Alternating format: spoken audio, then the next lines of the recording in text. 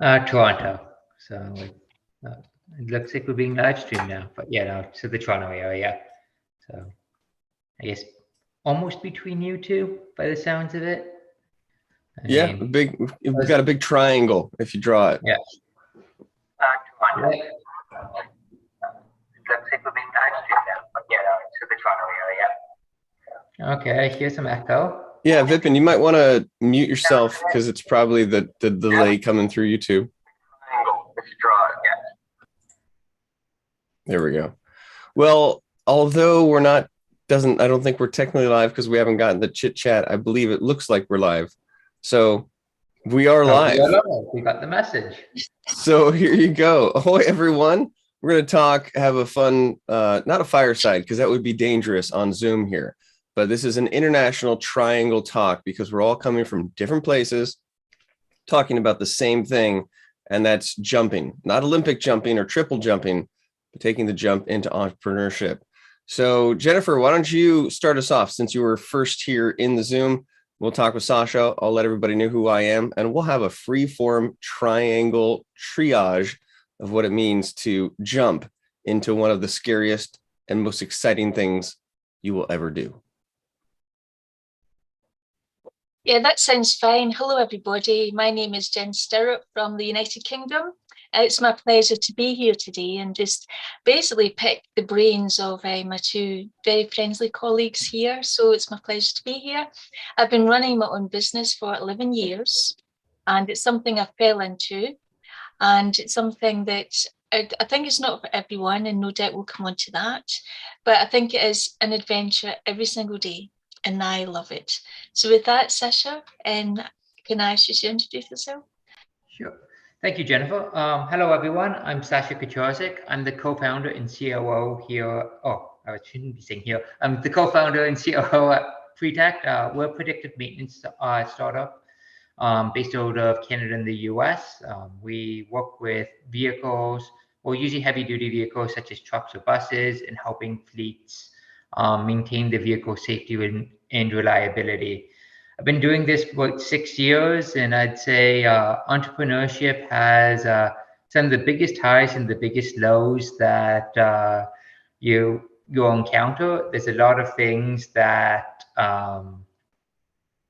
that suck, and a lot of things that are great, and it can be a real roller coaster. But if you can hang in there and continue towards your visions and your goals, I'd say it's a really worthwhile experience. I will agree. My name is Ryan Foland. I am a speaker, an author, and a ginger. The ginger part is the freckles and the light hair, and the used to be more red. Now it's not only losing its red, but it's also losing itself. But the one thing that I learned is to own who I am. And I classically tried to fake it before I made it, which was a big failure. And it was only until I realized the importance of sharing the journey along the way that I started to get traction as an entrepreneur. Jennifer, it sounds like you said that I know it was the accent. It sounded like you said you failed into it, which I know you meant you fell into it. And I thought that was an interesting sort of idea because I've sort of failed into entrepreneurship. I've had a lot of things that have not gone right, and I've just kept falling forward. So for me, again, I enjoy working with people to put the personal in their brand. And when it comes to corporations, I try to help corporations understand the importance of putting their people in front, because I truly think that people want to do business with people.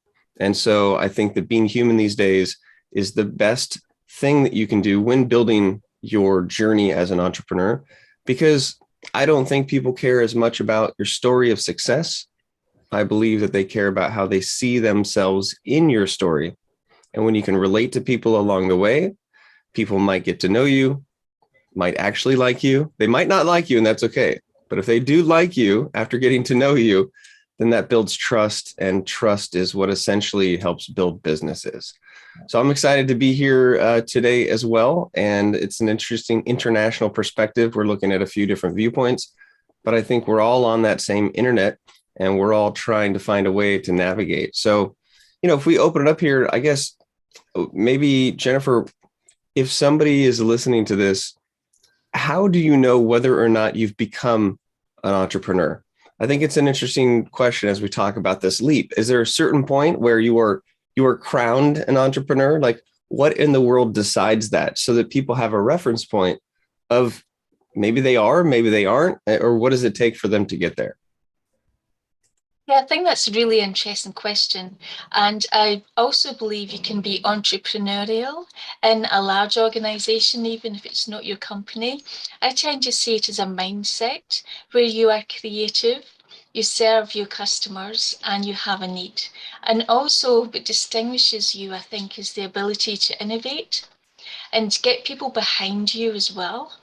I think that it can be important to see what doesn't work for the market, what doesn't work for the business, and you have to keep an eye on that as well.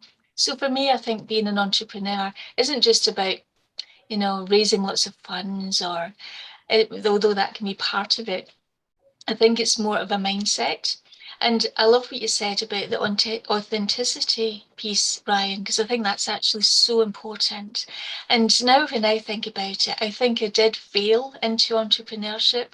My story is that I was working for a large consulting firm, and they made team meetings at 7 o'clock in the evening. That didn't fit in with my role as a single mother. So I thought, how can I create a life for myself that helps me to fulfill my commitments, but helps me to be satisfied and create and innovate, because I'm already doing this for other organizations. So I guess I did fail into running my own business, because I thought, well, I can't be much worse off than where I am. I've got no job. I've got a mouth to feed and a mortgage to pay. But what can I do that makes me unique and different? So one of the best business decisions I ever made, I think, was dropping what was really dropping everything that did not bring a unique value to a business. And I think that's another point of entrepreneurship as well, is what is your unique value? Some of that is definitely tied into your authenticity. And it's also tied into what you give customers as well. Why do they come to you rather than someone else? So that's where I'm coming from. I wonder, Sasha, what your thoughts would be on the topic. What Yeah, makes an so entrepreneur? I agree and disagree with you. Where I disagree is, and a lot of the things you say, I don't think make you an entrepreneur. They make you a successful entrepreneur.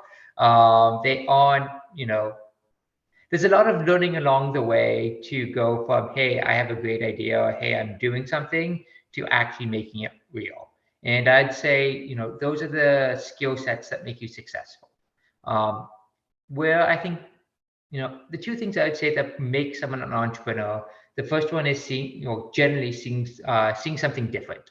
So being able to look at a field of opportunity or a way that people are doing things today, and see, what's necessarily wrong, or, what can be done differently that potentially makes sense. I think that is one of the biggest skill sets out there that really puts someone from an employee to an entrepreneur, at least in mindset. And I think that isn't solely relevant to entrepreneurship, but I think it is one of the biggest skill sets that makes someone an entrepreneur. The other one, I'd say, a tendency towards action. And I think this is where the difference you get between, a corporate innovative thinker or something like that. It's not about creating theoretical frameworks or writing white papers or doing stuff.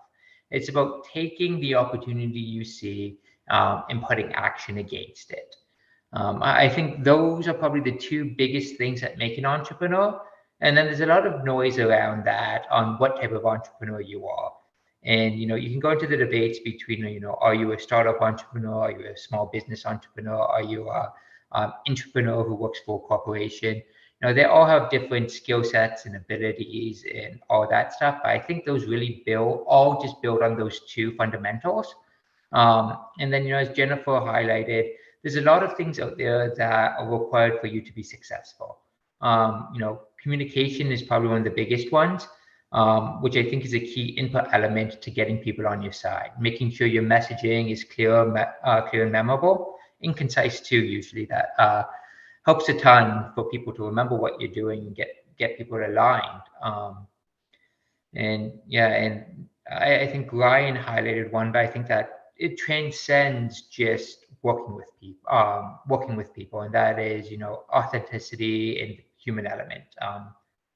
The human element is everywhere, right? No matter what you're doing, from designing a product, software interactions, how it works, how it integrates in a workflow, how you're designing financial models and talking to the people relating to it, or when you're actually having those meetings and getting them aligned and selling the product, or selling the service. The human element is everywhere and is probably one of the most critical pieces. Without being able to get people bought in and aligned, you're not going to go anywhere. So I think it is probably one of the biggest key elements for success. And then Ryan? Yeah, so I've got some good notes here, and I'm definitely agreeing. So we have a mindset, which is key to decide that you are an entrepreneur. It's something where you see things differently. I like that. You have a tendency towards action, because as an entrepreneur, you are wearing every hat possible and then making the hat rack to put that set of hats on. I can't agree more with communication, especially when it comes down to communicating that base idea. There's nothing worse than someone asking an entrepreneur a question around what the idea is, to only find out 10 to 15 minutes later of them talking that you're still confused as to what they're doing in the first place. So I think that we get excited about our idea and we don't remember that length doesn't equate to value. And so the longer it takes you to explain is actually inversely proportional to the value that you bring with how you're sharing. And then, I think that one thing I would add is the actual decision to claim that title. Now, whatever title you want, reminds me of a story where I was speaking in Ghana and I had the gentleman that picked me up and we had a good 45-minute talk. And the whole thing was revolved around how he wanted to be an entrepreneur, but he wasn't an entrepreneur. And so I let him talk and kind of led him into where I thought the conversation would go. And it peaked where I said, well, do you want to be an entrepreneur? Just an actual choice. Do you want to or not? And he said, well, absolutely, yes. And I looked at him and I said, well, guess what? I give you permission to be an entrepreneur. And his eyes just lit up and he's like, what do you mean? I said, nobody has to, it's you. Like, if you need someone to give you permission, then I will give you permission. But the title of entrepreneur is something that is a mindset. It's a mentality. It's looking at things differently. It's wanting to put in the work. And that was just such a special moment. And when I actually gave the talk, I asked everyone, how many people here want to be an entrepreneur, but you're not an entrepreneur yet? Raise your hand.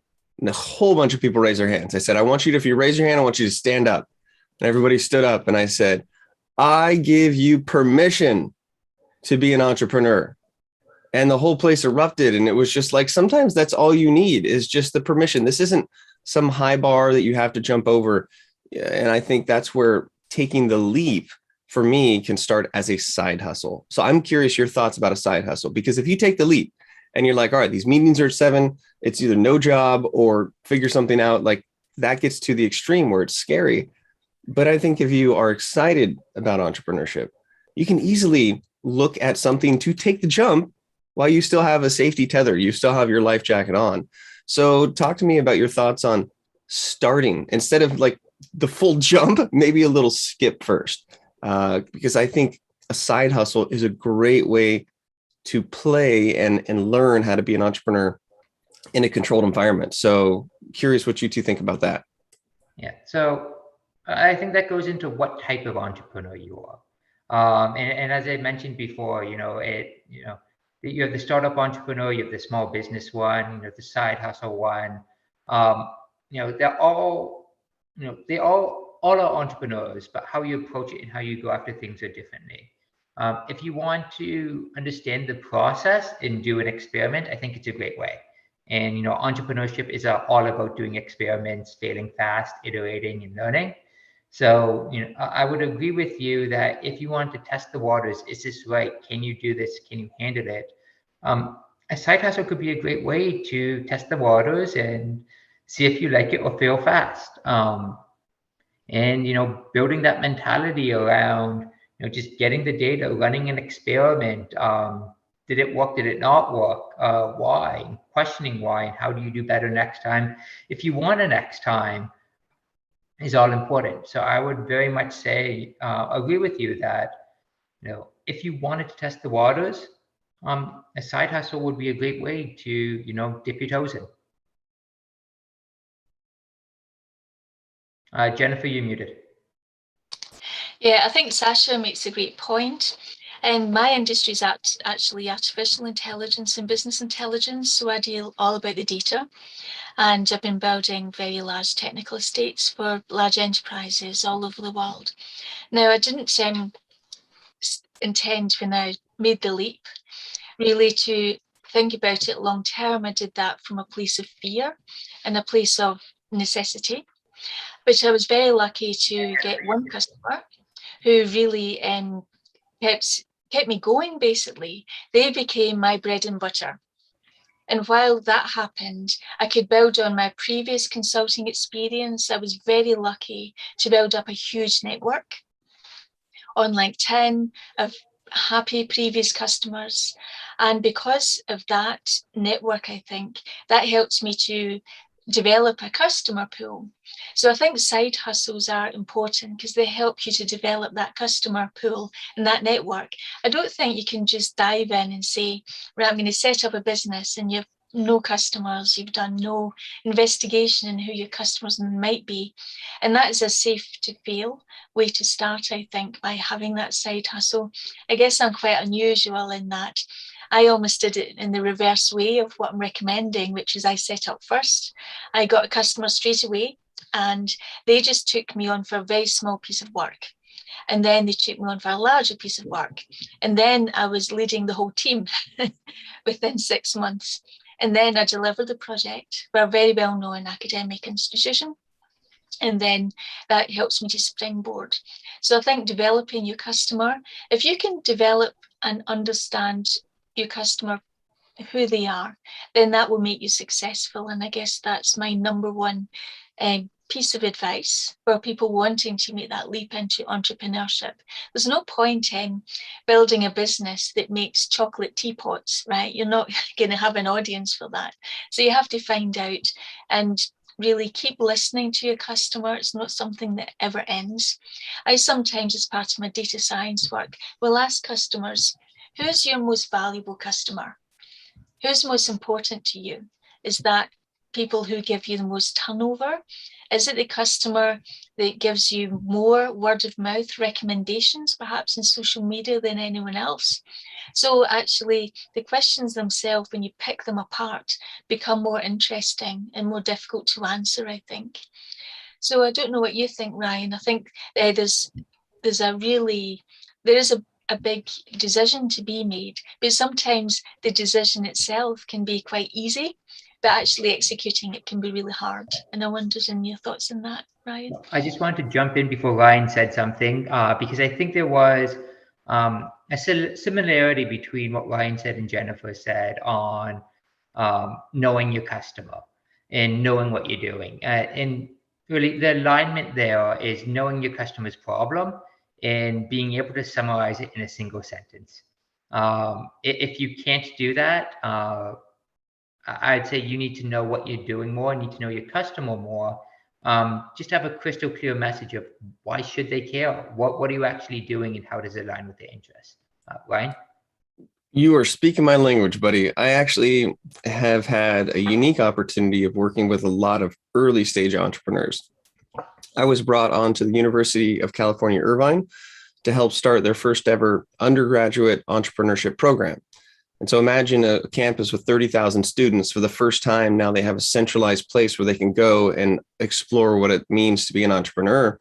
And there's nothing more early stage than a college student with a big idea, with no money, with just more excitement than the average bear.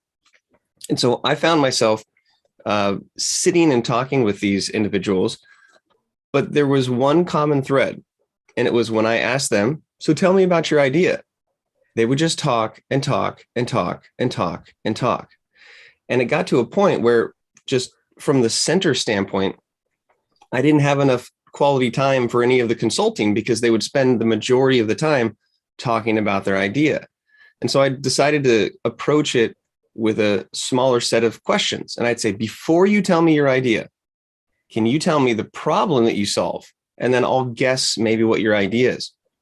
Then they would just tell me what their idea was. No, wait, stop. Don't tell me what your idea is. Tell me the problem that you're solving. Well, what do you mean? Okay, that's where we're going to start. And so the three questions that I would end up just trying to get answers to was, what is the problem that you're solving? What is your solution? And who is your market? And those three questions, they're so deceivingly difficult to answer because we think we know, but when we have to articulate it, is very hard to keep it into one sentence. And I actually developed a method, something that I speak on all over the world, called the 3-1-3. And as a process, it helps an entrepreneur narrow down and focus on how to explain what they do in 3 sentences, in 1 sentence, and 3 words. And just that process of distillation is so important because it forces you to make those decisions. And on this topic of the market, it's one of my favorite things to talk about, because I'll ask people, can you tell me your market in just 1 sentence without using the E word or the A word? And they get confused. They say, don't worry about it. I'll let you know if you get the A word or the E word. And then I'll grab this little buzzer that I have and I'll watch them and I'll just wait for it. And then as soon as they say the A or the E, let's try it again. Now, do you guys think you can guess what the A word or the E word is that I do not allow when it comes to explaining your market? I'm guessing the A word is and. No. Really? You got the first 2 letters of it correct. Okay, I see. This is where it's fun. Selfishly, I love this kind of stuff. It's the word everyone and anyone, because I swear to you, so many people, I'll ask them, what's your target market? And they'll say, well, anyone who has a blank, or everybody that has a blank, or everybody here, or just 1% of 1/10 of 1% of all of these people. And it just drives me crazy because that's not your target market. If you are for everyone, you are for no one. And the easier thing to do is default to like, oh, I'm going to help all people that are in this category. And so my next question is along the lines of, well, how many people could you actually close? Like, how many people could you actually handle right now as your own business? And usually the number is in, say, the hundreds. So, okay, well, if I had people lined up, your ideal clients, 10 of them, and I sat them in a room with you independently and you could talk with them, how many people could you close? And some people are aggressive and say 7 or 8 out of 10. And I do a quick math and I say, okay, take your closing ratio and let's multiply that to figure out how many clients you need to get in front of to get to that. And usually it's such a small number that many people are within a mile radius of them. So again, we just think that we need to cater to this huge market. And I think that's one of the biggest early mistakes. So if you're listening and you explain your idea, do not use the A word, anyone, or the E word, everyone, and you will be that much closer to identifying who actually needs the solution that you have. Those are my thoughts on that. So I agree with you on this, like at a high level. A solution for everyone is a solution for no one. Where there's one small thing you said that I somewhat disagree with, and that is you don't need to have that large potential. And I think that really goes into knowing what type of entrepreneur you want to be. You know, if you're fine being a small business or like a side hustle entrepreneur, you know, who really cares if you're going after that $1 billion market? If you're going for that venture-backed, massively scalable type of idea, you need the vision and the pathway of how that moves from that small market, staying very similar to much larger markets, or being able to find a pain that is uniform amongst a much larger segment. And you know, part of it is knowing yourself and knowing what you want at the beginning and why you're going into it. And going into it the wrong way at the beginning is just going to haunt you down the road. You'll create a misalignment, and I'm not going to say you will fail, but you'll have a lot of headaches and need to restructure and reevaluate what you're doing, which can be very, very painful, especially if you've built a team on one hypothesis, aligning them with one thing, and now you're telling them, hey, look, everything needs to change. So I would say know what you want, or know where you want to go, as close to the get-go as possible. Yeah, and I love that pushback, and curious to hear Jennifer's thoughts on it. I find that people forget the difference between the target market and the market potential. And I think the mistake comes that when somebody, whether it's an investor or a possible customer, when they're asking for who is your target, who is that ideal customer, that beachhead customer, the people who are going to the early adopters, the people that will actually pay you and not stand on the sidelines to see if everybody else ends up buying it. I think that target market is so important to be able to identify. I agree that there's a secondary understanding of this larger vision and potential, but I find that especially when you're starting, knowing how to articulate that beachhead that could lead to the other is something important. Yeah, so I completely agree. Start with the people who will say yes. There you go. Right, and you go there and you grow. But it's, make sure that the vision or the target is much bigger than the people who will initially say yes, if that is what you're looking for. And having that story around growth. Yeah, I think it's coming back to what Ryan said initially about authenticity. And part of that is knowing who you serve and who you're going to serve well. So I actually love the idea of the E and the E. I think that's great, because actually I think a lot of people I speak to can't articulate that very well. And I think that's a great tool for helping people to think about it, especially when you're dealing with entrepreneurs who are so excited about their idea. They want to use a cliche, boil the ocean, and they want to have this huge customer pool and they're going to take over the world. Where that comes into authenticity, I think, is knowing who you serve. But it's also making sure that you stay very true to what you're saying to customers. I'll give you an example of Theranos. You've probably seen the example in the United States at the moment. Elizabeth Holmes is the young female founder, and people really wanted to believe what she was saying, and they did, without much evidence and without much questioning. Partly that was down, I think, to her passion, because she was so articulate about what she wanted to do, and it gave people warm, fuzzy feelings because they were helping healthcare and helping soldiers and everything else.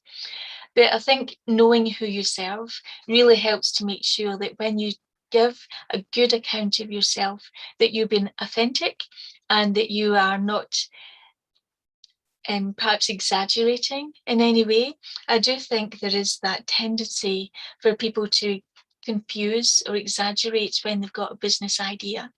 And actually, I don't like that. I think it starts to give off a bit of a smell in some ways. And I think that's what happened with Theranos. She was actually caught by the Food and Drugs Administration, who started to say that the company were not fulfilling their regulations. And I think ultimately, you don't want to try to fake it before you make it. I believe in things like integrity. I believe in inclusion, bringing people along that journey. And if I don't know something, in AI, you can't know everything. It's such a huge area I'm in at the moment. But what I can say is either I will find out, or I will know someone who can help us to solve that problem together. Let's look at that problem. And that's where collaboration comes in. But you can't do any of those things unless you're really authentic. And part of that is knowing, who do you serve? Who are you helping? So I don't know, Ryan, what you think about that. Yeah, I think the transition is natural to talk about community, because especially as an early stage entrepreneur, the community that you build, the relationships that you make, the networking that you do is so crucial, and it's just not something that you can skip. I was at an entrepreneurship conference, and there was, your rock star panel, and I don't remember who they were, but I remember the last question that somebody asked, and it was, what is the best piece of advice that you can give an entrepreneur? And all the panelists look at each other like, who's going to take this hot pocket, right? And the person who took it said, look, went back to the person and said, excuse me, how many lines does it take? I'm sorry, how many dots does it take to make a line? And everybody was super like, wait, the panelist just asked this person a question? Yeah, how many dots does it take to make a line? And the person was like, I don't know. Like, it just wouldn't answer. He said, 2. Mathematically speaking, it takes 2 dots. That becomes a line. Think of entrepreneurship as a series of dots. And when you think about that, you look at each individual moment as building upon what you've had, but it stops at that point. So the best advice I can give you as an entrepreneur is to look at this as a series of dots, but be responsible for the next dot. So, Jen and Sasha, this is a dot in our path right here. But guess what? If we never tweet each other again, if we never connect on LinkedIn, we never have a meaningful conversation, if it never goes anywhere, this is just a dot and it stays a dot. So I want to remind people that every opportunity, take the responsibility to connect the appropriate dots. And I would not be here if it wasn't for the dots in my network, the nodes that I've built. And so I'd be curious your thoughts on how important community is and how important networking is and how important your fellow entrepreneurs are in this journey. Because I think I wouldn't be here without those dots. I would say, 1,001%. It's a team sport, for the lack of better words or phrases. Everything you said is fully true there. The only thing I would add to it is don't be afraid to ask for help. People appreciate it. Entrepreneurship is this odd world where you can ask a lot of people for help, even if you have them in a pedestal, and for some reason they give you time and help you, if they see it meaningful. Which goes back to a lot of stuff that was said earlier. Just clear, concise messaging. What is the problem? Why is it significant? And you'd be surprised at the people who will shoot you out, right? They give you an email response and advice or hop on a call. Yeah. Jennifer, what do you think? And then after your answer, we do have some questions that have been thrown in there. And so we can do a little back and forth chit chat to answer those. But your thoughts on community networking as a big piece of this puzzle? I think it's a huge piece. I think there's 2 aspects to it. I think one is really positive. So it's been my absolute pleasure to interact with you both, and I'm following you both in Twitter, connected in LinkedIn, and I'll either stalk you relentlessly on LinkedIn because I spend far too much time in that, and I'll learn from your posts and I'll say hi now and again. But I hope that this will lead to more meaningful engagements. I've learned so much from you in this really short space of time. I think there's a negative aspect to community. I think that you kind of define yourself by the network that you have, and if you are associated with people who are not behaving well, then you have a decision to make. And I think it's good to have a very big network, but it's also important to have a meaningful and purposeful network of people who are like you.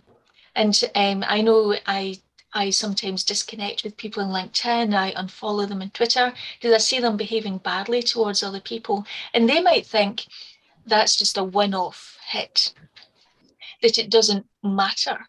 But they forget people see how you behave with other people. And that can be a secondary impact on how personable and almost how much of a magnet you are as an entrepreneur. Because I stay back from some people because I think, I don't like how they treated that person. I'm not validating that, and I just want to step back. So yeah, I do think network is really important, but it can also say a lot about you, who you network with, and make great choices about who you network with. So with that, Ryan, would you like to read out the questions? Sure, I'll be the question. I'll be the question frisbee thrower. I will say that I love your answer, because one of the biggest challenges that you'll have is if you go into business with someone who is on a different page. And of the businesses that have burned and crashed and failed, I can trace that back to a real difference between the people that I've worked with. And so, yes, it is a series of dots to connect, but I love this idea that it's just as important to remember who to not associate with, or who to end those relationships with, because you realize that it's not the right fit. So more is not always better.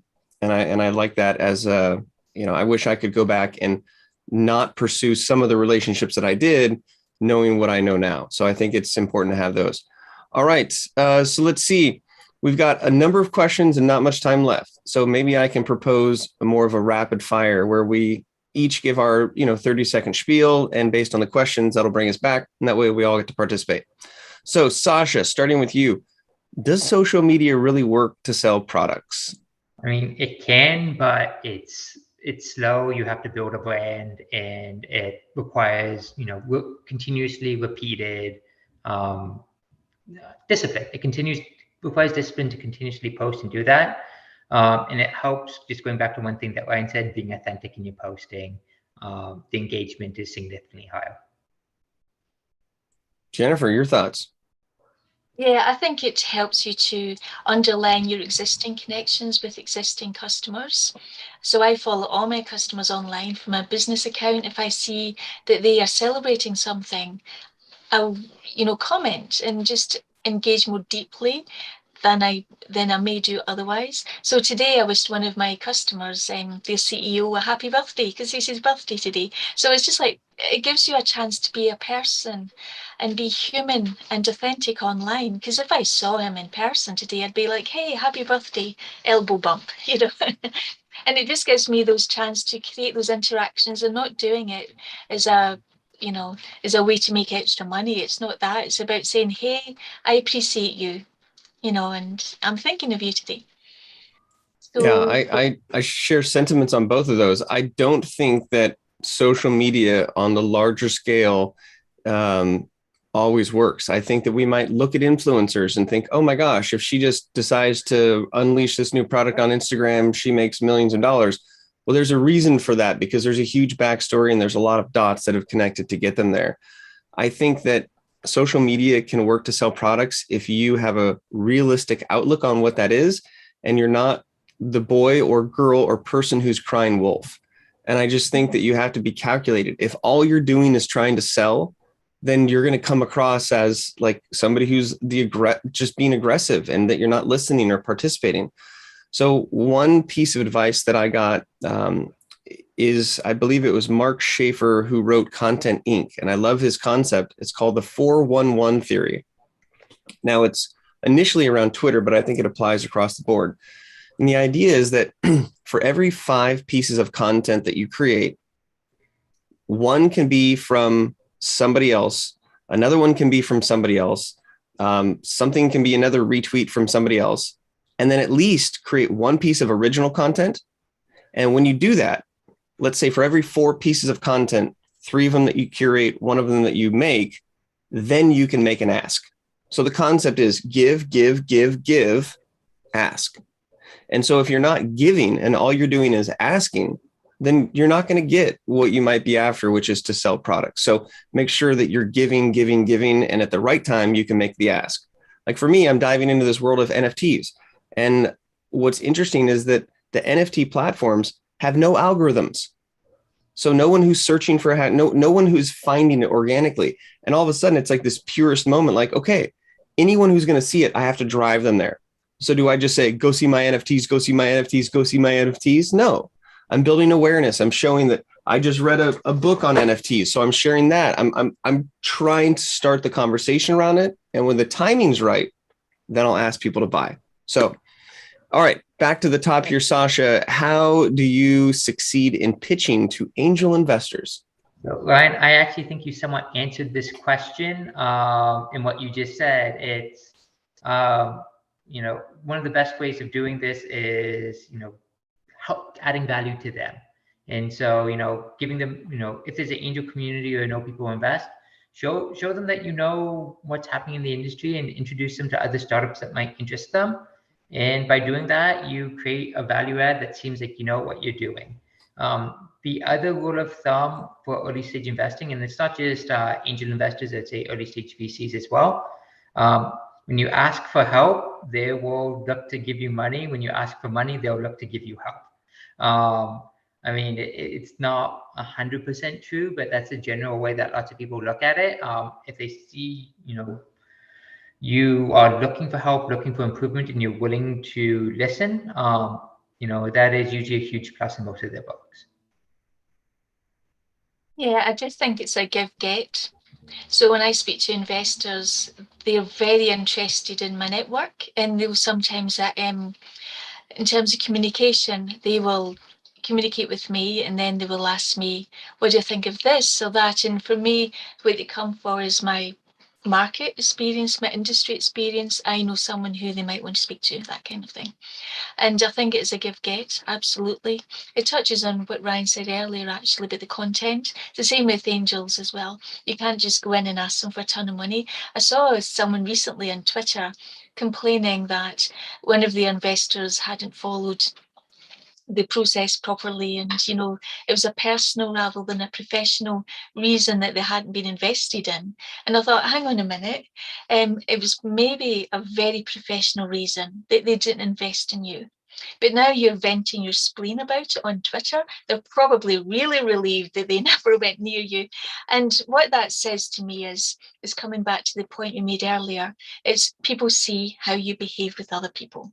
And I thought, I'm snapping back from that person, because what they should have done is congratulate the winners and leave it at that. Well done, everyone. Hopefully we'll be more successful next time. And thank everyone for their time. Be polite, courtesy costs you nothing. So with that, Ryan, do you want to read out the next question? I'm conscious of time. I'll just let you pick one. Yeah, absolutely. And my quick answer to that is don't underestimate the jockey. Right? There's this idea of the jockey and the horse. The horse is the business. The jockey is you. Too many people I see focus on the horse. They're like, this is my business. Don't forget they're looking at you as the jockey as just as important.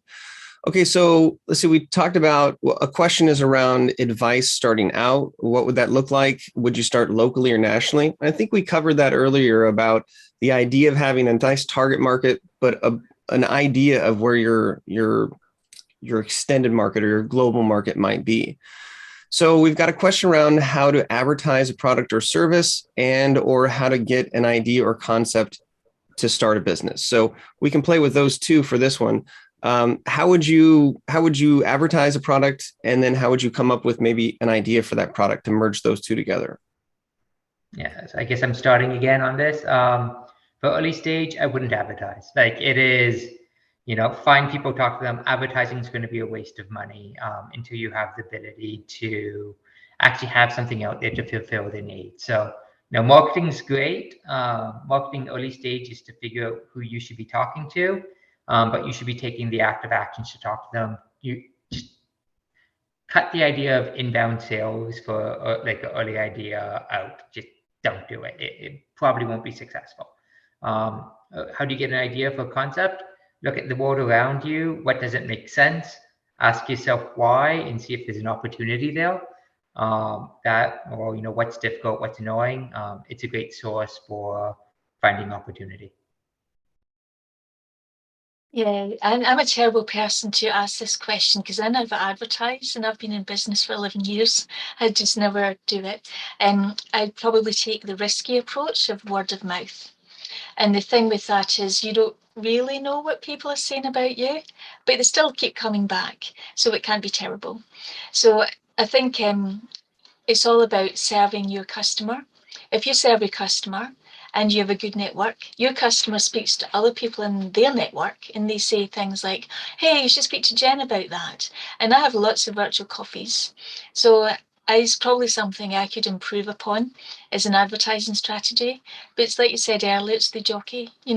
People are half about the business, half about you. How can you help them? What problems can you solve for them? What value can you bring? So I'm sorry I can't answer that. Mine is all about integrity, deliver, deliver, deliver for your customers. And they will talk about you without you asking, actually. I'm incredibly blessed to have wonderful customers. And if any of them are listening, I can't thank you enough for what you do for me, for my confidence, and for giving me the opportunity to serve you. I spoke at a conference actually a few weeks ago, my first in-person conference after COVID, and 4 of my customers turned up without telling me in order to support me. And they turned up in the session. I was blown away and I was almost in tears because I was overwhelmed that they had done that. And it's all about the people. If you knock yourself out and deliver for them, they return it in spades. Awesome. So we've got one question left here. And the question, I think, which Jennifer, you almost just answered, is what has been your most satisfying moment in business? So while you think about that, there was one particular question for me about how you connect dots in the various stages of business. And I'll make it simple. At each stage in your business, depending on what you need, those are the relationships that you'd build. So when you're right out the gates, you don't necessarily need to build, that first relationship with the investor, get some traction first. So as you're building the dots, have that reflect your growth. But Sasha, final answer here. What for you has been the most satisfying moment in business as an entrepreneur? First time the customer pays you. Honestly, it is like, so I wasn't as lucky as Jennifer of starting off my business with someone paying me. It's finding a problem and building a product, but getting to the point where the first time you get a check from the customer for a product, it's like, hey, I actually built something that people enjoy. This is awesome. And Jennifer, you kind of answered it slightly in your last answer, around your just gratitude towards customers, but what stands out as something that's super satisfying in what you do? And I presented with one of my customers at an international conference. I wasn't sure if they were going to do it until the morning of the event. And even then, they just sat in the front row and they said, Jennifer, you can do it. And then just as I was about to start, one of them stood up and said, can I have a microphone? I'll just do it. So then someone else stood up. Well, she's going up, I'm going up. So yes, okay, here's 2 microphones. And all I did was introduce myself. And I asked them, well, what impacts did this have in your organization? And that was it. I didn't get a word in after that. But that was fine because I'd helped these people grow in their confidence. And I gave them the opportunity to talk about their achievements, having gone from not knowing this technology and a lot of nerves to suddenly up on a stage internationally in a video that was being filmed and beamed everywhere, talking about their achievements. And I found that personally satisfying, even though I didn't say a word. So I thought, I've helped those people with a professional achievement they would not have had otherwise. And it was all down to them, and I should say they were brilliant. They were absolutely brilliant. So that, for me, brings a smile to my face.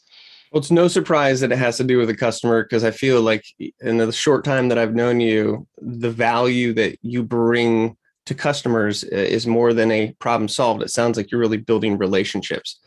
For me, the most exciting thing is when I get a referral, because it shows that the person that I've worked with who've paid me, they want to share what I'm able to do with other people. And it's just the gift that keeps giving. And to some extent, it's the reason why I don't do any outbound marketing. I just create content and I work with clients, and then it sort of has just created its own life. And so I think that for me, I just get excited when I get to meet new people who are excited to work with me because other people were excited to work with me. So again, there's no perfect science when it comes to taking the leap. But if you've learned anything today, and hopefully you have, it's about falling or failing into entrepreneurship. But the decision is yours, because a lot of it is a mindset. And that mindset is something that nobody has to give you permission. It's something that you take. And if you want to start to feel more entrepreneurial, then see things differently. Look at things in an innovative way. Practice your communication. There's nothing harder than soft skills. We can all identify that if you can't communicate, you can't get people along with you in the journey. Have a tendency towards activity. Make sure that you get good at making decisions. And at the end of the day, whatever you choose, don't forget that you're dealing with other humans. So your ups and your downs, don't feel like you have to hide your downs and only put your ups on the table. When you're able to be real and authentic and share your journey, that's when people see themselves in your journey. So on behalf of everyone, this has been fun to get to know you, and just a conversation, a global conversation here. And I think we could talk for a few hours, but we're going to cut it short, and let's consider this one dot. So for everybody listening, it's your responsibility to create that next dot. Give us a follow, drop us a DM, find us on your favorite platform, and just start the conversation, because who knows, we might be somebody who can help you along the way. And I think based on everybody's answers here, we're always looking for more people in our communities. So thank you, everybody. Thank you, Jennifer. Thank you, Sasha. It's great. We'll talk to you soon.